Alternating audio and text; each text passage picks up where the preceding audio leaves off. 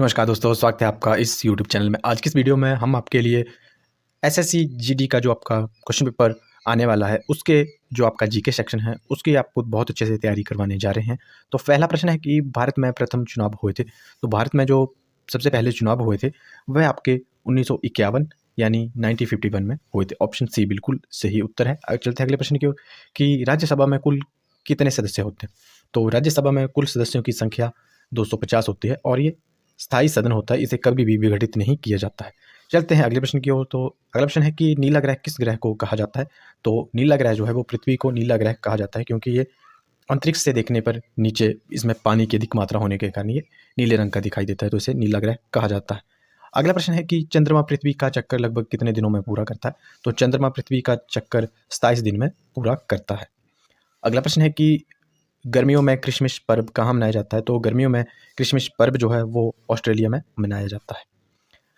अगला प्रश्न है कि बंगाल का विभाजन कब हुआ। तो बंगाल का जो विभाजन हुआ था वह 1905 में हुआ था। तो राइट आंसर है ऑप्शन नंबर ए। अगला प्रश्न है कि गदर पार्टी का संचालन किसने किया। तो गदर पार्टी का जो संचालन किया था वो लाला हरदयाल जी ने किया था। अगला प्रश्न है कि लैप्स नीति का प्रारंभ किसने किया। तो लैप्स नीति का जो प्रारंभ किया था वो लॉर्ड डलहौजी ने किया था। तो बी राइट आंसर है, डलहौजी लिखा गया होगा, तो आपने उसको टिक कर देना है। अगला प्रश्न है कि संयुक्त राष्ट्र संघ का मुख्यालय कहाँ है। तो संयुक्त राष्ट्र संघ का मुख्यालय न्यूयॉर्क में है। चलते हैं अगले प्रश्न की ओर। तो अगला प्रश्न है कि भारत का बिस्मार्क कौन था या किसे कहा जाता है। तो भारत का बिस्मार्क जो है वो सरदार वल्लभ भाई पटेल जी को कहा जाता है। तो ये कौन सा उद्योग सनराइज उद्योग के नाम से जाना जाता है। तो सूचना प्रौद्योगिकी उद्योग को हम सनराइज उद्योग के नाम से जानते हैं। चलते हैं अगले प्रश्न की ओर। तो अगला प्रश्न है कि जो आपकी मुद्राक्ष नामक पुस्तक का लेखक कौन है। तो ये पुस्तक जो लिखी थी आपके विशाख जी ने। ऑप्शन बी बिल्कुल सही उत्तर है। अगला है कि किस सिख गुरु ने फारसी में जाफरनामा लिखा। तो सिख गुरु के बारे में पूछा गया है, तो उनका नाम था आपका गुरु गोविंद सिंह जी ने फारसी में जाफरनामा लिखा था। अगला प्रश्न है कि प्रसिद्ध यूनानी इतिहासकार मेगास्थनीज किस भारतीय शासक के शासनकाल में भारत आए थे। तो ये भारत आए थे चंद्रगुप्त मौर्य के शासनकाल के समय। अगला प्रश्न है कि चतुर्थ विश्व में किन देशों को शामिल किया जाता है, किन देशों का समूह है। जो चतुर्थ विश्व में तेल उत्पादक देशों को चतुर्थ विश्व की संज्ञा दी गई है। अगला प्रश्न है कि सती प्रथा पर कब पाबंदी लगाई गई। तो सती प्रथा पर पाबंदी आपके 1829 में लगाई गई थी, यानी 1829 में लगी थी। और किसने लगाई थी, राजा राम मोहन राय द्वारा। अगला प्रश्न है कि विश्व का सर्वप्रथम सौर और पवन चालित बस अड्डा कहाँ पर है। तो विश्व का जो सर्वप्रथम सौर एवं पवन चालित बस अड्डा है वो आपका स्कॉटलैंड में है, यानी ऑप्शन सी बिल्कुल सही उत्तर है। अगला प्रश्न है कि दिसपुर किस राज्य की राजधानी है। तो दिसपुर जो है वो असम की राजधानी है, यानी ऑप्शन बी बिल्कुल राइट आंसर है। अगला प्रश्न है कि सविनय अवज्ञा आंदोलन केस में भारत का वायसराय कौन था। तो सविनय अवज्ञा जो आंदोलन था उसमें भारत का जो वायसराय था वो लॉर्ड इरविन था, यानी ऑप्शन डी बिल्कुल राइट आंसर है। चलते हैं अगले प्रश्न की ओर कि भारत का महालेखा परीक्षक किसके द्वारा नियुक्त किया जाता है। तो ये भारत के राष्ट्रपति के द्वारा नियुक्त किया जाता है, यानी ऑप्शन सी बिल्कुल राइट आंसर है। नामदेव कहाँ के संत थे। तो नामदेव जो थे वो महाराष्ट्र के रहने वाले थे, या महाराष्ट्र के मुख्य संत थे। अगला प्रश्न है कि फ्रांस कब राजतंत्र से गणतंत्र में परिवर्तन हुआ। तो फ्रांस जो है वो राजतंत्र से गणतंत्र बना था। तो ये बना था आपका 1792 को, यानी ऑप्शन ए बिल्कुल राइट आंसर है। अगला प्रश्न है कि निम्नलिखित में से कौन सी एक झील है। तो ऑप्शन ए बी सी ये सभी जो हैं ये झीलों के ही नाम हैं। तो ऑप्शन डी इसका बिल्कुल राइट आंसर होगा, यानी ये सभी जो हैं ये एक झीलें हैं, और ये सभी झीलें हमारे भारत के बाहर विदेशी देशों में पाई जाती है। तो पहली है आपकी सुपीरियर, सेकंड है मिशिगन, और सी है आपका ओटारियो। ये जो झीलें हैं ये विदेशों में पाई जाती हैं। चलते हैं अगले प्रश्न की ओर कि गांधी सागर बांध किस नदी पर बनाया गया था। तो गांधी सागर बांध जो बनाया था वो चंबल नदी पर बनाया गया था। अगला प्रश्न है कि कश्मीर को शेष भारत से जोड़ने वाला दर्रा कौन सा है। तो कश्मीर को शेष भारत से जो दर्रा जुड़ता है उसका नाम है आपका बनिहाल दर्रा, यानी ऑप्शन सी बिल्कुल राइट आंसर है। अगला प्रश्न है कि दिल्ली उच्च न्यायालय का गठन कब हुआ। तो दिल्ली उच्च न्यायालय का गठन 1966 में हुआ था, परंतु यदि डेट पूछी जाए तो आपने डेट भी याद रखनी है कि ये 31 अक्टूबर को हुआ था, यानी आपने डेट भी याद रखनी है, यानी 31 अक्टूबर 96। कई बार ऑप्शन में 96 ही आ जाता है और डेट पूछी जाती है साथ में, तो आपने याद रखना है। अगला प्रश्न है कि सोन तथा नर्मदा नदी कहाँ से निकलती हैं। तो सोन तथा नर्मदा नदी जो है वो अमरकंटक नामक जगह से निकलती हैं। चलते हैं अगले प्रश्न की ओर। तो अगला प्रश्न है कि सन 1942 में करो और मरो का नारा जो था वो किसने दिया था। तो ये दिया था आपका महात्मा गांधी जी ने जब इन्होंने भारत छोड़ो आंदोलन शुरू किया था तो इस समय इन्होंने ये नारा दिया था, करो या मरो का। चलते हैं अगले प्रश्न की ओर। तो अगला प्रश्न है कि वहाबी आंदोलन के प्रवर्तक कौन थे? तो वहाबी आंदोलन के यदि प्रवर्तक की बात की जाए तो ये थे आपके सैयद अहमद। तो right answer option number C. Video है कि भारत में केसर का सर्वाधिक उत्पादन कहाँ होता है? तो भारत में जो केसर का सर्वाधिक उत्पादन होता है वो जम्मू एंड कश्मीर में होता है। चलते हैं अगले प्रश्न की ओर कि राज्य सभा की कार्यकाल अवधि क्या है? तो राज्यसभा की यदि कार्यकाल अवधि की बात की जाए तो ये 6 वर्ष होती है। अगला प्रश्न है कि निम्न में से किसके पास सबसे अधिक मनसबदार थे? तो सबसे अधिक मनसबदारों की जो संख्या थी वो औरंगजेब के पास थी। अगला है कि संविधान सभा की प्रथम बैठक कब हुई? तो संविधान सभा की प्रथम बैठक 9 दिसंबर 1946 यानी 1946 में हुई थी। अगला प्रश्न है कि सलाल परियोजना किस नदी पर स्थित है? तो सलाल परियोजना जो है वह चिनाब नदी पर स्थित है। ऑप्शन बी बिल्कुल राइट आंसर है। अगला प्रश्न है कि सिकंदर कहाँ का शासक था? तो सिकंदर मैसेडोनिया का शासक था। अगला प्रश्न है कि स्वराज पार्टी के संस्थापक कौन थे? तो स्वराज पार्टी के संस्थापक थे आपके मोतीलाल नेहरू और चित्तरंजन दास, यानी ऑप्शन ए और बी दोनों ही सही उत्तर है, यानी ऑप्शन डी को हमने टिक करना है इसमें। अगला प्रश्न है कि रैयत शब्द का अर्थ क्या है? तो रैयत शब्द जो संबंधित है वह आपके किसानों से संबंधित है, यानी ऑप्शन ए बिल्कुल राइट आंसर है। चलते हैं अगले प्रश्न की ओर कि महात्मा गांधी चंपारण कब गए थे? तो महात्मा गांधी चंपारण गए थे, ये गए थे 1917 में, और यदि डेट पूछी जाए तो ये गए थे 10 अप्रैल को, यानी आपने याद रखना है इसमें 10 अप्रैल आपने याद रखनी है इसमें डेट, ताकि आपसे यदि करेक्ट डेट पूछी जाए कि 1917 में कब गए थे तो आपने वे भी बता देना है 10 अप्रैल, इसका बिल्कुल राइट आंसर है। अगला है कि निम्न में से कौन ब्रिटिश शासन के दौरान भारत का वायसराय के पद पर रहा? तो जो भारत के वायसराय पद पर रहे थे ब्रिटेन, यानी ब्रिटिश शासन के दौरान की बात की जा रही है, जब अंग्रेजों ने भारत पर राज किया था, तो उसमें सबसे ज़्यादा जो राज किया था यानी वायसराय के पद पर रहा वह था लॉर्ड रिपन, यानी आपने याद रखना ऑप्शन नंबर सी बिल्कुल राइट आंसर। एक्ट के बारे में सत्य क्या है? तो रॉयलेट एक्ट के बारे में उपयुक्त सभी बातें जो हैं वो सत्य हैं। ये एक काला कानून था और ये राष्ट्रीय आंदोलनों को कुचलने के लिए बनाया गया था। और थर्ड है कि ये राजनीतिक जो कैदियों को 2 साल तक जेल में डाले रखने का अधिकार भी देता था। तो ऑप्शन डी बिल्कुल राइट आंसर है। चलते हैं अगले प्रश्न की ओर। तो अगला प्रश्न है कि देशांतर रेखाओं की कुल संख्या है। तो देशांतर रेखाओं की जो कुल संख्या होती है वो 360, यानी आपने याद रखना है 360 होती है। अगला प्रश्न है कि भारतनाट्यम किस राज्य का प्रसिद्ध नृत्य है? तो ये तमिलनाडु का प्रसिद्ध नृत्य है। अगला प्रश्न है कि सूर्य की रोशनी की गति है। तो सूर्य की रोशनी की गति आपके 3 लाख किलोमीटर प्रति घंटे की रफ्तार से ये सूर्य की रोशनी जो है वो पृथ्वी की ओर चलती है। अगला प्रश्न है कि पुणे समझौता कब हस्ताक्षरित हुआ? तो ये हुआ था आपका सितंबर 1932 में। यदि डेट पूछी जाए तो आपने याद रखना है 24 सितंबर को ये समझौता हुआ था। अगला है कि माउंट एवरेस्ट पर चढ़ने वाली सबसे पहली महिला कौन थी? तो माउंट एवरेस्ट पर चढ़ने वाली सबसे पहली महिला का नाम था आपका ऑप्शन नंबर डी, यानी जुनको तवेई जो थी वो सबसे पहले माउंट एवरेस्ट पर चढ़ने वाली महिला बनी थी। अगला प्रश्न है कि प्लासी की लड़ाई के बाद बंगाल का नवाब बना, तो कौन बना था? ये बना था आपका ऑप्शन नंबर सी इसका राइट आंसर है, यानी मीर जाफर जो था वह प्लासी की लड़ाई के बाद बंगाल का नया नवाब बना था। अगला प्रश्न है कि बक्सर की लड़ाई हुई थी। तो बक्सर की लड़ाई की यदि बात की जाए तो ये लड़ाई हुई थी आपकी 1764 में। ऑप्शन डी बिल्कुल राइट आंसर है। अगला प्रश्न है कि पानीपत की तीसरी लड़ाई में पराजित क्यों हुई या किसे हराया गया था? तो इसमें मराठों की हार हुई थी। तो ऑप्शन ए इस प्रश्न का बिल्कुल राइट आंसर है। तो आपने याद रखना है कि इसमें मराठों की हार हुई थी। और कौन हारा था इसमें? इसमें सदाशिव भाऊ जो थे उनकी हार हुई थी। अगला प्रश्न है कि सिंध पर अंग्रेजों का अधिकार हुआ। तो सिंध पर अंग्रेजों का अधिकार जो हुआ था वो 1843 में हुआ था। तो ऑप्शन डी बिल्कुल राइट आंसर है। तो भारत में राष्ट्रीय आय का आंकलन सबसे पहले किसने किया था? तो भारत में जो सबसे पहले राष्ट्रीय आय का आंकलन किया था वह किया था दादा भाई नौरोजी ने, यानी ऑप्शन सी बिल्कुल सही उत्तर है। अगला प्रश्न है कि किस देश का आर्थिक विकास किस पर निर्भर करता है? यानी किसी देश का आर्थिक विकास किस पर निर्भर करता है ये पूछा जा रहा है। तो इसका राइट आंसर है आपका ऑप्शन नंबर डी, यानी उपयुक्त सभी। इसमें प्राकृतिक संसाधनों की भी ज़रूरत पड़ती है, बाजार का आकार और पूंजी निर्माण के जो भी कार्य हैं उनका भी देश के आर्थिक विकास में सहयोग है या निर्भर करता है देश का आर्थिक विकास। चलते हैं अगले प्रश्न की ओर। अगला प्रश्न है कि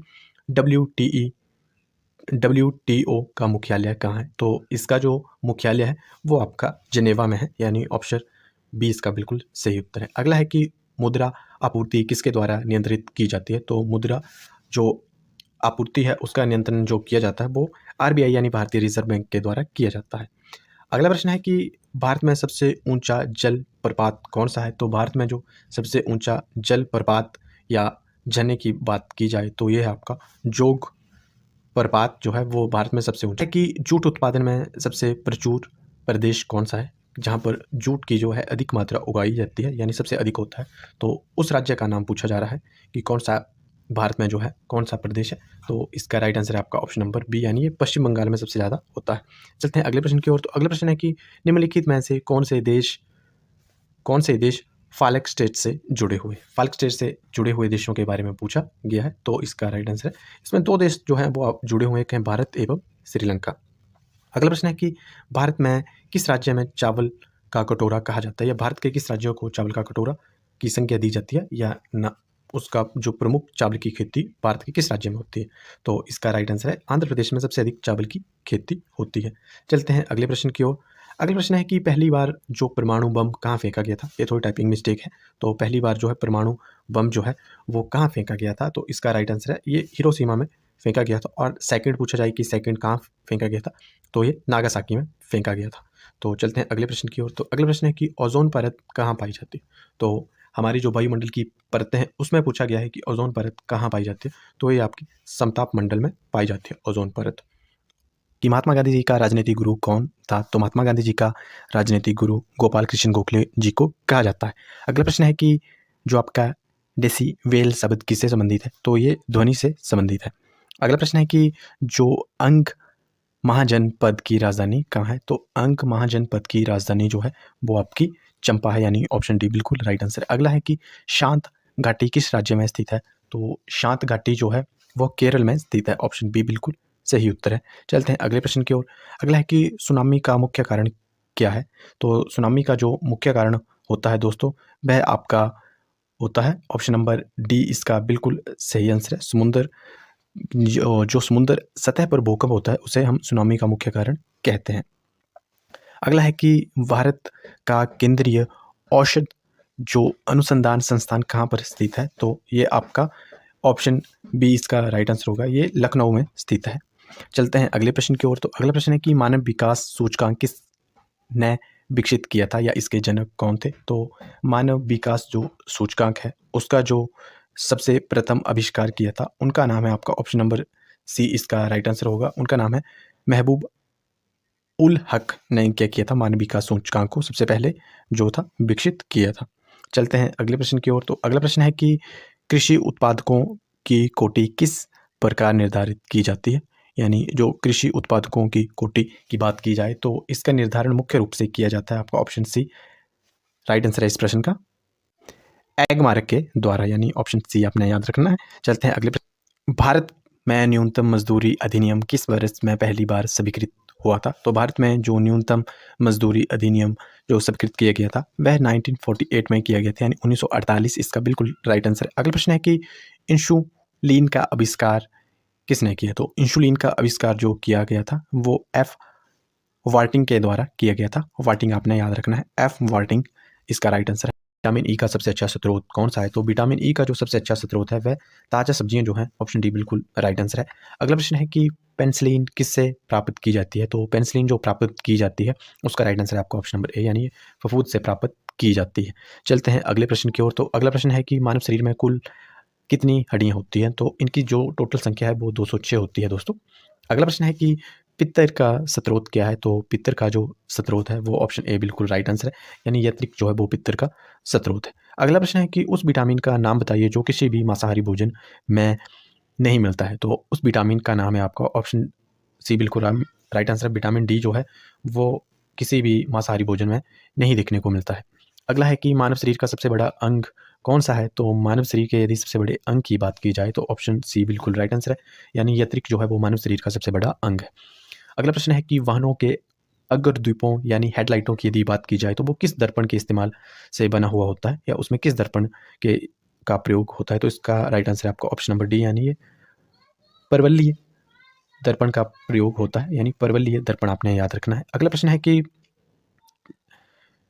किसी तुल्यकालीन उपग्रह की पृथ्वी की सतह से ऊंचाई लगभग कितनी होती है। तो इसकी ऊंचाई की यदि बात की जाए तो ऑप्शन ए बिल्कुल राइट आंसर है। इसकी ऊंचाई होती है आपकी 36, जो आपका 36,000 किलोमीटर यानी 36,000 जो है इसका बिल्कुल राइट आंसर है।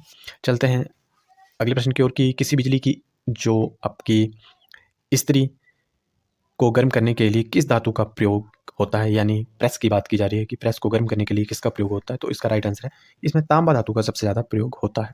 अगला है कि सूर्य के सबसे निकट कौन सा ग्रह है, तो सूर्य के सबसे निकट ग्रह की यदि बात की जाए तो सूर्य के सबसे निकट बुध ग्रह को माना गया है, यानी बुध ग्रह जो है वो सबसे निकटतम ग्रह है सूर्य का। और सबसे दूर की बात की जाए तो बृहस्पति जो है वो सबसे दूर है। कि जंग से बचने के लिए लोहे से बने पानी के पाइपों पर जस्ते की परत चढ़ाने को क्या कहते हैं, तो इसका राइट आंसर है आपका ऑप्शन नंबर डी, यानी इसे यशीदीकरण कहा जाता है ताकि लोहे की पाइपों पर जंग ना लगे पानी के कारण। अगला प्रश्न है कि यूरेनियम विखंडन की सतत प्रक्रिया को जारी रखने के लिए किस कण की ज़रूरत होती है, तो इसका राइट आंसर है इसके लिए हमें न्यूट्रॉन की आवश्यकता होती है, यानी ऑप्शन सी बिल्कुल राइट आंसर है। चलते हैं अगले प्रश्न की। पेट्रोल की स्फोटक रोधी गुणवत्ता बढ़ाने के लिए निम्नलिखित में से किसे इस्तेमाल किया जाता है, तो इसका राइट आंसर है आपका ऑप्शन नंबर ए, यानी इसमें टेट्रा जो एथिल शीशा होता है उसका प्रयोग किया जाता है, यानी टेट्रा एथिल शीशा। अगला प्रश्न है कि नेहरू ट्रॉफी किस खेल से संबंधित है, तो नेहरू ट्रॉफी का जो संबंध है वो फुटबॉल के खेल से है। अगला प्रश्न है आपके सामने कि शास्त्रीय नृत्य उड़ीसा किस प्रदेश की उपज है, जो शास्त्रीय नृत्य है, तो इसका राइट आंसर है आपका ऑप्शन नंबर बी, यानी ये किसका उपज है, ये उड़ीसा की ही उपज है, यानी ये आपका ऑप्शन में से ही कवर, क्वेश्चन में से ही कवर हो जाता है। कुछ प्रश्न इस तरीके से भी पूछे जाते हैं। अगला है कि 5वीं पीढ़ी के कंप्यूटर में क्या उपलब्धता नहीं है या उपलब्ध नहीं है, तो यदि 5वीं पीढ़ी के कंप्यूटर की बात की जाए तो इसमें जो चीज़ उपलब्ध नहीं है उसका राइट आंसर है ऑप्शन नंबर डी, यानी इसमें निर्वाता ट्यूब जो है उसे उपलब्ध नहीं करवाया गया है। अगला प्रश्न है कि किस कंप्यूटर में जोड़ने, तुलना करने और मिलाने के कार्य को कहा जाता है, तो कंप्यूटर की भाषा में इसे हम समृद्ध चिप कहते हैं। इसका right answer option number D. अगला प्रश्न है कि जो आपकी मोनालिसा का प्रसिद्ध चित्र किसने बनाया था, तो मोनालिसा का जो प्रसिद्ध चित्र बनाया था वो लियोनार्डो डी विंसी ने बनाया था, यानी ऑप्शन बी बिल्कुल राइट आंसर है, लियोनार्डो डी विंसी। अगला प्रश्न है कि वह प्रथम महिला कौन थी जिसने 7 प्रमुख सागर तैर कर पार किए, तो जिन्होंने 7 प्रमुख सागर तैर कर पार किए हैं उनका नाम है आपका बुला चौधरी, इस महिला का नाम है, यानी बुला चौधरी, ऑप्शन बी बिल्कुल राइट आंसर है। कि अमेरिका की खोज किसने की, तो अमेरिका की खोज जो की थी वह की थी, ऑप्शन डी इस प्रश्न का राइट आंसर है, यानी कोलंबस ने जो था वो अमेरिका की खोज की थी। अगला प्रश्न है कि नासिक किस नदी के किनारे स्थित है, तो नासिक जो है वो गोदावरी नदी के किनारे स्थित है। अगला है कि पेनिसिलिन किससे प्राप्त की जाती है, तो ऑप्शन ए बिल्कुल राइट आंसर है, यानी ये फफूंद से प्राप्त की जाती है। अगला है कि पित्त का स्रोत क्या है, तो पित्त का जो स्रोत है ऑप्शन डी इस प्रश्न का बिल्कुल राइट आंसर है, यकृत जो है वो पित्त का स्रोत है। अगला है कि किस देश में विक्रम संवत अधिकारी कैलेंडर है, तो इसका राइट आंसर है ये नेपाल में है, आपका ऑप्शन डी राइट आंसर होगा। चलते हैं अगले प्रश्न की ओर कि गांधी जी द्वारा सन 1933 तक संपादित समाचार पत्र का नाम क्या था, तो इस समाचार पत्र का नाम था दोस्तों ऑप्शन डी, यानी यंग इंडिया जो था इस समाचार पत्र का नाम था। चलते हैं अगले प्रश्न की ओर, तो अगला प्रश्न है कि भारत सेवक समाज की स्थापना किसने की थी, तो भारत सेवक समाज की स्थापना जो है वो आपके ऑप्शन 20 का राइट आंसर होगा, ये गोपाल कृष्ण गोखले जी ने इसकी स्थापना की थी।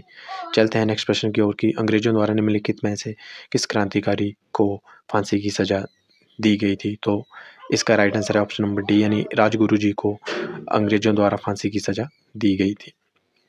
चलते हैं अगले क्वेश्चन की ओर।